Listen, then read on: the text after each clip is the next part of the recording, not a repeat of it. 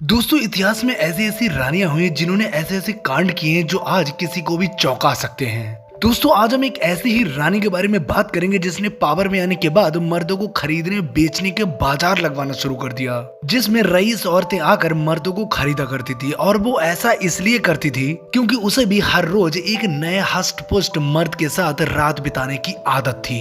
दोस्तों हम बात कर रहे हैं इस्मिहान सुल्तान की, जो ऑटोमन एम्पायर की सबसे खूबसूरत और कामुक रानी कहा जाता है। दोस्तों इसके पिता सलीम द्वितीय और मां नूर बानो थी और इसका पिता बहुत ही अयास किस्म का था। दोस्तों इस्मिहान बहुत ही खूबसूरत थी, उसका गोरा रंग और भरा हुआ बदन था। इसका बदन मानो संगमरमर में तराशा गया हो और उसका सीना इतना आकर्षक था कि उसका देखकर ये लगता था कि ये कपड़ों को फाड़कर बाहर आ जाएगा।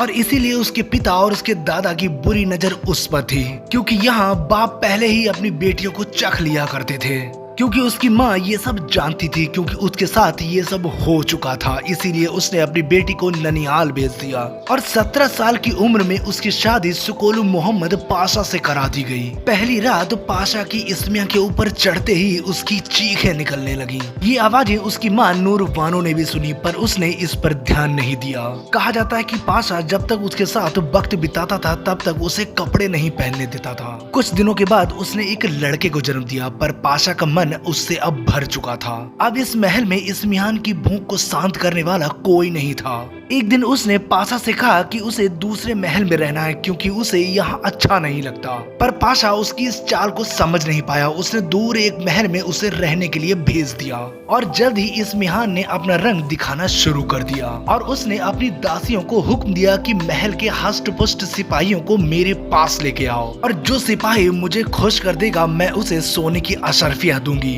और ऐसा सुनने के बाद हर एक सिपाही पूरी ताकत से रानी को खुश करता और रानी की चीखें पूरे महल में गूंजती रहती थी। और इसीलिए कहा जाता है कि गलत काम कभी न कभी लोगों के सामने आ ही जाता है। और पाशा को इसकी करतूतों का पता चल गया और जैसे ही वो महल में आया और वो कुछ कर पाता, इससे पहले ही इस्मिहान के सिपाहियों ने उसको मार दिया और उस एरिया को भी अपने कंट्रोल में ले लिया। उसने महल में कुछ ऐसे नियम बनाए कि हरम की महिलाएं किसी भी सिपाही के साथ अपनी प्यास बुझा सकती थीं। जैसे किसी चीज की शुरुआत होती है वैसे ही उसका अंत भी होता है। और वैसा ही हुआ। एक दिन एक सिपाही के साथ वो अपनी प्यास बुझा रही थी और मौका पाते ही उस सिपाही ने इस्मिहान का गला उतार दिया। और कुछ लोग तो ये कहते हैं कि उस सिपाही ने जहर खिला दिया था, पर जब उसकी लाश मिली तो उस समय उसके शरीर पर कोई कपड़ा नहीं था। वैसे दोस्तों इतनी कामुक और हवसी रानी के बारे में आपका क्या कहना है, कमेंट करके जरूर बताएं।